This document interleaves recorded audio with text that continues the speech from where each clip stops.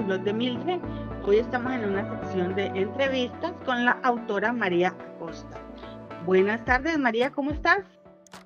Bien, bien, bien, más o menos. Hace un poco de frío por aquí, que está lloviendo ahora en Coruña, pero bien. Oh, sí, bueno, pero ya están en primavera, ¿no? Sí, pero tenemos calor 2 horas, frío media hora, lluvia 3 horas. Está todo el rato así, es un tiempo un poco especial el de Coruña. Sí, no, como que en todas partes está igual el clima un poco Vuelto. des- desbaratado, sí. Bueno, María, yo quisiera que empezáramos la entrevista contándonos un poco sobre ti.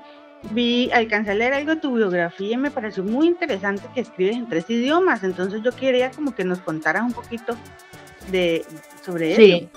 Sí, bueno, eh, yo soy gallega, lo que pasa es que, bueno, tengo 63 años. Cuando yo estudiaba, estaba todavía vivo Franco. Con lo cual, yo no pude estudiar gallego en el colegio. Estudié en español, castellano, que le llamamos aquí, ¿no? Y luego más tarde, por mi cuenta, cuando llegó el año 2000, decidí estudiar gallego porque es un idioma que me gusta mucho. Y más tarde, yo cuando me aburro, generalmente lo que hago es estudiar. Cuando no sé qué hacer, estudio. Entonces, con 50 años decidí estudiar italiano Wow. en la Escuela Oficial de Idiomas. Y bueno, pues también me expreso bastante bien en italiano, ¿no? Aunque por eso hago traducciones de libros del italiano al español. Tengo hechas más de 40 traducciones de libros. Y bueno, es un idioma que me gusta mucho. Wow, María, sorprendente. Y ya adentrándonos un poco en la parte de cómo empezaste tu carrera como escritora. Yo tengo mucha imaginación, demasiada creo yo. Entonces, el primer libro que escribí eh, fue por aquella época, estaba estudiando en Madrid, era eh, los años, finales de los años 80, y tuve la posibilidad de estar en lo que se llamaba una radio libre. Era una emisora de radio, pues de gente de barrio o de estudiantes, ¿no? Y cada uno teníamos nuestro programa de radio. Entonces un día decidí que, aparte de poner música y comentar noticias y de vez en cuando alguna entrevista, pues que iba a hacer como una especie de telenovela, ¿no? O sea, de novela radiada, pero no del tipo aquel, del tipo este de amores y tal, que no sé escribirlos, sino que empecé con una novela policíaca, ¿no? Entonces, este realmente fue el primer libro que escribí, que se llama Las sombras, ¿no? De ahí salieron luego otros dos. Este sería Las sombras, secretos del pasado uno. Luego salió La moneda de Washington, y luego salió, está en gallego y lo estoy traduciendo ahora al español para poderlo publicar también en español, La procura de Balmo, buscando a Balmo, ¿no? Entonces la primera que escribí fue esa, las sombras. Una vez a la semana escribía un poquito y lo llevaba y lo radiaba. Ah, era así como una radionovela. Pues acá en Sí, cada dabas un capítulo, ¿leías un capítulo? sí, escribía 2 o 3 páginas, o sea, las leía en el programa, ¿no? Y así nació realmente la primera novela que escribí. Oh. Ese fue el nacimiento de esta primera novela. Debía de tener, pues, a ver, 30 y pocos Ah, años. bueno, y ya que ya tienes varios libros publicados, cómo es tu proceso creativo? Bien, voy a explicarlo. Tengo por aquí unas cuantas cosas, ¿eh? Que he cogido de uno de los libros que no están acabados, pero bueno, así explico mi proceso creativo. Por ejemplo, este libro que todavía no he acabado, que está inédito, está en gallego, la traducción del título sería El asesino de muñecas. Este libro se me ocurrió un día, mirando por la ventana de mi habitación, había un solar, habían echado abajo una casa y entonces había un solar y quedaba una viga de madera, así como en el aire.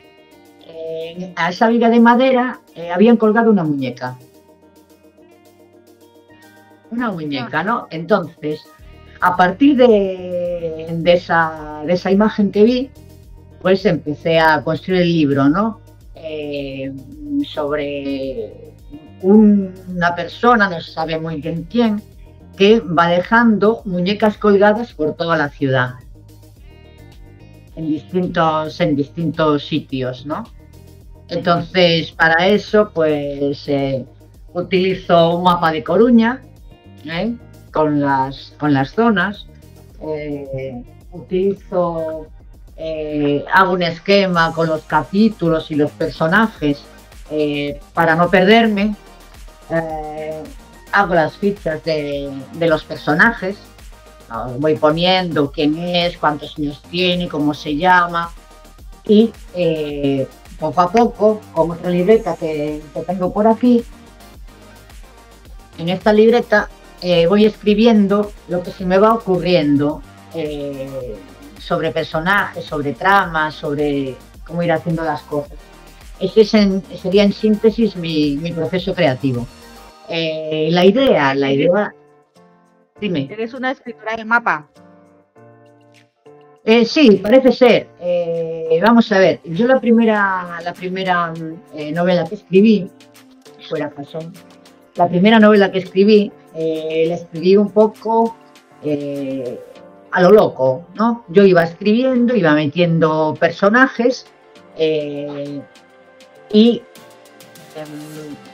es la típica, estaba siendo la típica novela de escribo sobre un personaje, ¿no? O sea, hay en las sombras, lo que hay es una sombra en la pared en un sitio de Chueca. Esto lo había visto un día yendo por ahí de marcha, eran los años 80, como si fuese un hombre apoyado en una pared, ¿no? Entonces se me ocurrió una historia sobre que esa sombra, si te acercabas a ella y pensabas en un lugar, hacía que te trasladases a ese lugar por medio de que tus células se disolvían con la sombra y aparecían en la otra parte. Bueno, una cosa muy, muy rara, muy, muy loca, ¿no? Entonces, eso empecé a escribirlo un poco, como digo, a lo loco, ¿no? O sea, tenía 5 personajes principales, que eran unos amigos, que eran más o menos eran mi grupo de ir por ahí de marcha, ¿no? Y, claro, escribí muy bien las 50 primeras páginas. ¿Qué pasaba?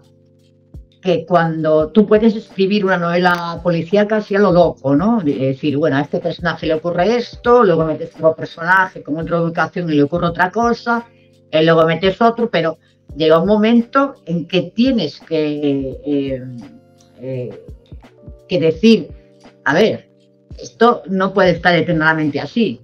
Tengo que retomar la historia para ir dando poco a poco soluciones a este argumento. Con lo cual, claro, en la primera novela, dije, pues no, yo no me acordaba. Después de escribir 50 páginas, no me acordaba dónde había dejado un personaje, dónde había dejado al otro, ¿no? Escarmenté, me leí otra vez las 50 páginas, fui anotando en un papel, fulanito está aquí, menganito se ha quedado allá, el día en que era, la hora y tal, porque podía poner perfectamente fulanito y menganito están hablando a pocos metros, debajo de un árbol, hay un hombre que viste una chaqueta negra.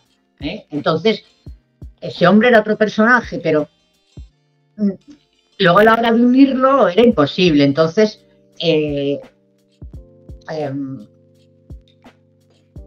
fue una locura. No escarmenté, luego escribí otro libro en castellano, que era totalmente de fantasía, y empecé a escribirlo, pero ya había empezado a hacer un esquema, porque esto, aparte de fantasía, era como una especie de Alicia en el País de las Maravillas. El libro se llama O Enigma dos Nove Sepulcros en gallego. Está en castellano el original, pero lo tuve que traducir en gallego para poder publicarlo. Entonces, tenía 3 niveles de realidad: la realidad de encima de la Tierra, la realidad de debajo de la Tierra y luego otras subrealidades, ¿no? Claro, eso lo hice un esquema de eso, porque los personajes pasaban iban de distintos niveles, tenían que pasar. Pero me volvió a ocurrir lo mismo, que cuando iba ya en la página 100 y pico, de repente dije, ¿y esto es como iban vestidos? Ya no me acordaba, ¿no? Entonces ya, otra vez, a volver a leer el libro para saber cómo iban vestidos aquellos personajes, porque habían cambiado 4 o 5 veces de vestuario y no me acordaba. Entonces descubrí este libro, El viaje del escritor. El viaje del escritor, de Christopher Vogler. Es un libro donde explica las claves para hacer un esquema más o menos ordenado. Entonces, este esquema lo puedes seguir al pie de la letra o puedes comenzarlo. Yo generalmente lo empiezo al pie de la letra, presentando los personajes y todo esto. Cuál es la vida normal de los personajes, qué es lo que hace que esa vida cambie, ¿no? Que es lo que se llama el choque de la realidad con una sorpresa que hay, que es la que te hace plantearte si vas a... Se llama la llamada a la aventura, que te hace plantearte si vas a seguir por ahí o si vas a rechazar esa aventura y te vas a quedar aparte, ¿no? Es un esquema que siguen más o menos, porque este buen señor lo cogió de todas sus lecturas de cuentos tradicionales, de novelas, casi todos, la mayoría de los libros que tienen una coherencia en su estructura, tienen esto: el héroe, el antihéroe, el mentor, los ayudantes. Entonces dije, bueno, fantástico, ¿no? Entonces ya tengo un método para por lo menos no perderme, que es, dice este hombre, haz fichas, haz mapas. Yo incluso a veces hago planos de los lugares donde vive la gente. ¿Por qué? Sí, porque de repente es eso que dice este buen hombre, porque tú coges y dices, entró por la casa, a la izquierda estaba la cocina era grande, se puede hacer un té, no sé qué, no, pero 20 páginas para adelante resulta que la cocina ha cambiado de sitio y ahora está a la derecha. Entonces son pequeños detalles, ¿no? Sí. Que pueden llevar a la lectora a decir, bueno, este hombre o esta mujer no... Y la coherencia, ¿no? Sí, no, entonces, pero yo soy muy mañana. Muchas gracias por enseñarnos este libro. Creo que es de mucha ayuda para muchos escritores. Es un libro muy interesante. Se llama El viaje del escritor y Christopher Vogler. Es muy interesante este libro. O sea, este se lo recomiendo yo a todo el mundo cuando explico. Y entonces este hombre dice, haz esquemas, haz fichas, coge mapas. Yo, por ejemplo, suelo inventarme los interiores de los edificios, pero todos los lugares que están en mis novelas, sobre todo las que son de misterio, o sea, si están escritas sobre Coruña, ¿qué tiene de bueno? Las calles existen, los lugares existen. Yo no soy de esos escritores que pone todos los lugares existen, excepto este que me lo he inventado. Todo está hecho. Quiero decir, si tienes una escritura que te puede ayudar a tu novela, utiliza la escritura que ya tienes. ¿Por qué te vas a inventar un sitio? Eh, yo voy a los sitios cuando estoy escribiendo, porque la memoria a veces no es tan buena. Estás escribiendo y dices, bueno, pues tengo que poner a este personaje que vigila al otro en este sitio. Luego voy a comprobarlo. Digo, a ver, no me he equivocado. Ah, pues no me he equivocado, pero en vez de ponerlo en el segundo arco, lo voy a poner en el primero. Entonces la gente, cuando luego lee el libro, dice, anda, mira, si por aquí he pasado, por aquí tal. Esa es la casa del personaje este. Por aquí tiene lugar la persecución, ¿no? Uno se siente identificado, ¿no? Con el libro, sí, con el personaje, todo. Claro, sí. Qué bien, María. María, ¿y cuáles son esos escritores de pronto que han influenciado en tu trabajo? Bueno, yo recuerdo haber leído siempre, yo leo todo, me leo hasta, voy por la calle y hasta me leo en los carteles de los comercios, lo leo todo, ¿no? Yo lo que leía a mí siempre me ha gustado mucho el misterio y la aventura, entonces yo he leído a Emilio Salgari, a Agatha Christie, he leído Los Cinco de Nick Blyton, he leído a José Mallorquí, El Coyote, entonces siempre me han gustado ese tipo de libros con héroes y heroínas y los misterios y todo eso. Esos son los que más más han influido a la hora de escribir, porque me gusta el misterio, pero también me gusta, por ejemplo, me gusta también Charles Dickens. Soy una fanática de Los Tres Mosqueteros, de La Pimpinela y la Escarlata, de todos esos libros pues ya te digo, de aventura, pero también con un fondo más o menos de historia, que a la vez que estabas en una aventura, pues aprendías, ¿no? Aprendías cosas. Me he leído Guerra y Paz, que la gente le tiene un miedo horroroso al pobre Tolstoy. Y entonces esos son los que más me han influido, sobre todo los libros del romanticismo. En general, me refiero al movimiento literario de finales del siglo XIX, ¿no? Toda la novela esta de Walter Scott, Roy,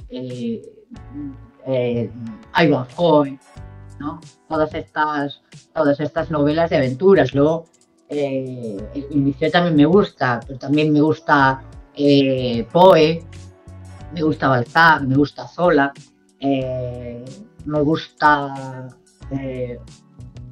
la primera vez que tuve sueños raros con porque no he tenido sueños raros ni con Drácula ni con nada. Los únicos sueños raros fueron cuando me leí todas estas novelas de Lovecraft. Ahí sí que me dieron sueños extraños, ¿no? Y tiene también su historia, ¿no? Y luego también otros que me influyeron, sobre todo a la hora de escribir fantasía. Yo me acuerdo que en mi colegio había en los libros de leyendas chinas, leyendas noruegas, cuentos de hadas de muchos países. Entonces, aparte de leerme Caperucita Roja y los clásicos y La Bella Durmiente, pues también me leía y me gusta mucho también la mitología. Me gusta la mitología griega. También he leído un poco de alguna saga escandinava, ¿no? La mitología en general también me gusta, entonces ahí también influye, sobre todo para los de fantasía, ¿no? Las mitologías, y me gusta el esoterismo, sí, muchas. Wow. Sí, tienen muchas influencias. Sí, eso es como yo lo veo, ¿no? Luego quien me lee puede ver otras cosas, ¿no? Porque hay cosas en las que yo soy consciente y otras en las que no. Es imposible. Sí. María, cuéntanos un poquito cómo fue esa experiencia publicando tu primer libro. En el primer libro la experiencia no fue muy buena. O sea, a ver, yo quería publicar el libro porque, claro, yo el primer libro que publiqué fue este que te digo en gallego de O Enigma dos Nove Sepulcros, eh, que ahí me basé un poco es como si fuese un Galicia en los Países de las Maravillas, pero moderno. Bueno, lo único que se parece es que es un chico que se mete por una alcantarilla, encuentra una puerta mágica y va a parar a un mundo mágico, ¿no? Y ahí empieza mi imaginación a volar y a mezclar todos los mitos habidos y por haber en el mundo, ¿no? Desde dragones, bueno, de todo. Yo lo tenía escrito en castellano, y entonces yo hago esgrima desde hace muchos años, hago esgrima depurativa y hago esgrima histórica. Entonces tenía un compañero en esgrima histórica que trabajaba en una editorial en gallego. Y le dije, digo, bueno, pues yo tengo un libro de fantasía, porque ellos estaban empezando, ¿no? Y querían promover la fantasía en gallego. Digo, yo la traduzco, ¿no? La obra y os la mando, no tenéis que traducirla. ¿Qué pasó? Publicármela, publicaron. Pero yo había estudiado gallego por mi cuenta y había dicho a mi hija que había estudiado gallego en el colegio, tú dame todos tus libros, desde primaria hasta bachillerato, que yo voy a estudiar gallego. Y así fue como estudié gallego, con los libros del colegio de mi hija, ¿no? ¿Qué pasa? Hay un problema con el gallego aquí en Galicia, que hay unos que dicen que el gallego, el de la Xunta, no es el gallego como debería ser y lo quieren cambiar por otro. Bueno, en fin. Entonces, ¿qué pasó con ese primer libro? Que me cambiaron expresiones muy mías, de mi gallego, me cambiaron. No es que me cambiaran, que dices, bueno, cuando tú corriges un texto puedes coger y corregir la gramática. Si yo estoy escribiendo en gallego y sale una palabra que es una castellana, que es un castellanismo, vale que me la cambies, pero que me cambies cosas concretas en mi forma de escribir. Entonces dije, bueno, vale, mira, es mi primer libro, que lo publiquen. Pero no quedé muy contenta, ¿no? Con ellos. Cambiaron el estilo, ¿no? Entonces. Sí, porque si yo, por ejemplo, hay una palabra muy simpática que a mí me gusta en gallego, que significa, a lo mejor, o puede ser, que es se cadra. Y eso me lo cambiaron por otra totalmente distinta que yo no utilizaría. No hubiera utilizado nunca. Esa palabra era totalmente correcta. Era totalmente correcta. Pero a ellos no les gustaba. Tenían, que me dejó muy sorprendida, tenían libro de estilo. A ver, libro de estilo puede tener un periódico, pero una editorial no tiene por qué tener libro de estilo. Te puedes coger. A ver, yo no hace mucho hice la reseña de un libro que creo que lo escribió, debió de ser un mexicano, no lo tengo claro. Escribía un español muy internacional, pero de vez en cuando se le escapaba alguna expresión, ¿no? Entonces la expresión que se le escapó era recién ahora. Recién ahora, ¿no? Y dije, vale, yo que soy gallega, a mí a veces se me escapan expresiones muy gallegas en mi castellano, ¿no? Sí, se entiende perfectamente el recién ahora. Y en un libro de 129 páginas, pues había 3 expresiones más del habla coloquial que se le habían metido por ahí, pero yo no tengo por qué cambiarlas, porque están bien escritas, o sea, está bien, se entiende lo que dice. Otra cosa es si hubiese empezado a decir que si el hombre con el carro había avanzado 4 cuadras. Lo entienden en Venezuela y poco más. Entonces, no, claro. Pero me cambiaron unas cosas que las entendía todo el mundo porque a ellos no les gustaba. Entonces, no. ¿No quedaste satisfecha? No. Lo entiendo. Entonces, cuando ya me desvinculé de ellos, pues dije, bueno, pues volví a publicar el libro. Con mi libro. Sí. Volví a publicar el libro que ahora está en está en, Amazon. en Amazon, Enigma de los Nueve Sepulcros. Es mi edición con mis fotos, en blanco y negro, en color, por eso cuesta tanto el libro, porque está en color. Pero es mi edición, mi gallego. Tranquila. ¿Cuál ha sido tu mayor inspiración para escribir? El problema que yo tengo es que tengo mucha imaginación, ¿no? Entonces, yo veo, escucho una conversación, veo una persona por la calle, veo una casa, veo un árbol, y a mí se me ocurre una historia. Mira, te voy a poner un ejemplo. En una de las últimas novelas que publiqué, que está en gallego, que te hablé de ella, yo hago esgrima, y un día iba a esgrima, ¿no? Y yo con mi mochila y tal, las armas, toda preparada, y me crucé con una señora bajita, como de unos 50, vestida de manera sencilla, pero pulcra y tal, ¿no? Entonces yo, cuando la vi, dije, ay, mira, esta es una monjita que ha dejado los hábitos. Eso fue lo primero que pensé. Lo segundo que pensé, dije, no, esta es una sicaria, una asesina a sueldo, que está a punto de hacer su último trabajo porque quiere ya retirarse e ir a su pueblo a comprarse una casa y cuidar su huerto. O sea, pero eso en milésimas de segundo, ¿sabes? O sea, sí. Cambié de una cosa a otra. ¿Por qué? Y lo metí como personaje en una novela. No, esto es una asesina a sueldo. Como si fuera como monja. Es una cosa así, ¿sabes? Se me ocurren así de repente, ¿no? ¿La metiste en uno de los libros como sicaria? Sí, la metí en uno de los libros y es una asesina a sueldo, sí. Es ahí la señorita, la señora con 64 años, pero bajita, con pinta de monja. Tal, pero no es una monja, ¿no? Porque a veces las cosas no son como parecen y ella tampoco. Ajá. Wow. Y de pronto, ¿tú tienes algún mensaje o tema central que quieres transmitir a través de tus libros? Sí, yo generalmente en mis libros siempre suelo hablar de, o sea, lo que a veces la gente no ve es que los libros de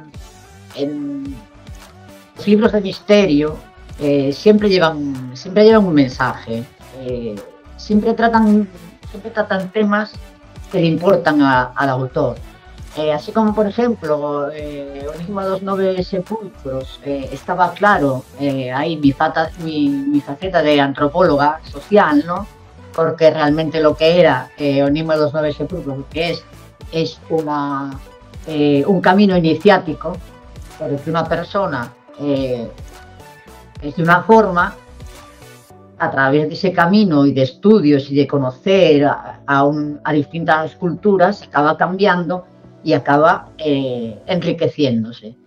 En los libros de misterio también tengo, por ejemplo, en el de las sombras, yo estaba preocupada por el hambre en general, o sea, los países que pasan hambre, entonces me inventé una semilla maravillosa que la plantabas. Ten en cuenta que esto era el año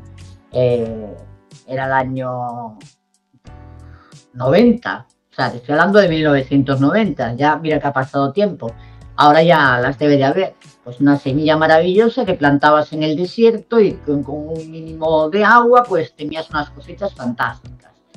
Y a su vez esta semilla la habían producido unos científicos kurdos. Por aquella época toda la historia de los refugiados kurdos en España, sabes, que el problema con Turquía y con todo eso, pues estaba muy así. Entonces todas las novelas tienen parte. Esta novela, que es una en gallego, Medidas desesperadas, Morte no Parque, ¿no? En esta trata un tema que trata dos temas. Uno, el maltrato doméstico, que la mayoría son mujeres. Trata el problema de las mujeres que siendo de más de 40 años que no encuentran trabajo por su edad, y a su vez trata el tema de el robo de obras de arte en iglesias abandonadas de Galicia, ¿no? Si quieres te puedo contar cómo surgió la idea de este libro, porque fue muy simpático. Bueno, sí, suena muy, muy interesante. Pues yo estuve en Madrid estudiando, pasé los años 80 en Madrid estudiando, luego intenté buscar trabajo, hacer oposiciones. Bueno, allá por el año 1999 me cansé y me volví a Coruña. Tenía 40 años, oye, que no me querían, no me contrataban en ningún sitio, ¿no? Ya era mayor, digo, pero bueno, ¿cómo que mayor? Entonces empecé a estudiar informática y uno de los que trabajaban en esta academia de informática me dio la oportunidad de trabajar repartiendo publicidad, ¿no? Entonces un día que estaba yo, porque aparte de repartir publicidad de la academia de informática, pues también buscaba otro trabajo, ¿no? Y un día dije, como no me hagan la cirugía estética y falsifique el carnet de identidad, digo, y ponga que tengo 20 años, ahí nada. Y de ahí salió esta novela. Salió el... ¡Qué excelente! ¿Entiendes? O sea, salen de los... De los diarios, ¿no? Del diario vivir, ¿no? Del día a día. Sí, de cualquier cosa. Incluso puede salir de un objeto que te gusta, ¿no? Entonces te lo quedas mirando ese objeto y dices, yo lo que suelo es hacer como una especie de sinopsis rapidita, ¿no? Y la meto en el ordenador. Okay. Y digo, bueno, y luego tengo como una especie de cofre de madera con los títulos de las novelas, y entonces voy sacando y digo, ay, mira, me toca escribir esto. Por ejemplo, me gustan todas tus técnicas. Luego he escrito una novela por encargo. Eso estuvo bien porque fue después de un periodo muy duro, de que murieron mis padres, y entonces no me apetecía escribir. Y fue mi primera novela en italiano. En italiano se llama La última oportunidad, y en castellano se llama La última oportunidad. No le iba a cambiar. Y entonces, eso fue una novela por encargo. Pero lo único que tenía que hacer era que era una novela que estuviese contra las corridas de toros. Bueno, lo que salió de ahí, ya me hice como una especie de fábula, con animales, con nombres en italiano, muy divertidos. Bueno, me lo pasé bárbaro, pero el que me encargó la novela me dio una idea y el otro 99% del libro es mío. Sí, lo hice yo y empecé ahí a imaginarme personajes, leones, tortugas, les puse nombres. Bueno, me documenté porque quería hacer una batalla al estilo romano. Hay un capítulo que se llama la batalla de la llanura padana, que es un lugar que hay al norte de Italia, ¿no? Y me fui a documentar dónde estaba, cómo era, el clima que tenía. Luego me documenté porque quería poner a uno de los protagonistas en plan general romano, pues me documenté sobre cómo se vestían, sobre las legiones. O sea, siempre me documento sobre todo, ¿no? Para luego poder, para que no me pillen, para que, como se dice a veces aquí, para que no me pillen en un renuncio, o sea, para que, si no ¿entiende la expresión? Un renuncio es de un juego que se llama el mus, entonces, aunque no lo juegues, ya sabes lo que que no me pillen en un renuncio, como que no me pillen que me he equivocado, que he metido la pata. Ajá, que he metido la pata, es la expresión en Latinoamérica. Que he metido la pata, o sea, sí. Por ejemplo, si yo tengo que escribir, yo escribo de misterio con detectives, porque es mucho más, me puede dar mucho más juego. Si tengo que coger y escribir sobre una comisaría de policía, me tengo que documentar mucho sobre los lados de la policía, sobre el funcionamiento de las distintas secciones, sobre esto, sobre lo otro. Entonces, como soy tan quisquillosa con sí. ¿Y qué es lo que más te gusta de tu trabajo como escritora, María? Ver acabado el libro, o sea, cuando ya por fin lo he acabado, ya he dejado de darle vueltas a los asuntos, pero me gusta todo, o sea, desde lo más pesado es estructurarlo al principio, o sea, imaginarte los personajes. Yo soy muy quiero ser muy precisa, o sea, miro las edades de las madres, de los padres, de los hijos. Si estudian en un sitio determinado y ese sitio existe, pues lo busco en internet y que realmente haya una escuela que den esa materia. Bueno, me documento hasta que no tengo los principales personajes bien hechos, hasta que no sé ya un poquito de su vida, no empiezo a escribir. Luego empiezo a escribir poquito a poco. No sé, mira, por ejemplo, aquí hay uno. Tengo el personaje, digo, Roberto Beade, lo voy a traducir, está en gallego, ¿vale? Conserje del cementerio de San Amaro, que es el cementerio de Coruña, 45 años. Trabaja de conserje en el cementerio de San Amaro, pide ayuda a los investigadores privados para que le ayuden a descubrir quién está robando huesos y dientes de los muertos. Imagínate. Es físico, constitución fuerte, tiene una ligera pancita, un poco más pequeñito de 1,80, los ojos castaños, el cabello castaño oscuro con algunas canas. Luego tiene otro compañero que se llama Surso Bamonde, que tiene 30 años, al que le está enseñando el trabajo del cementerio. Es más fuerte, tiene el cabello rubio con los ojos violeta. Entonces, eso me sirve de base para luego... ¿Este es un nuevo libro en el que estás trabajando? No, este es el que te estaba hablando antes, que no lo había acabado, y que no había acabado. Estoy trabajando en uno en italiano, que me está gustando bastante. Y luego estoy haciendo la traducción del otro, que te dije. El otro es un libro que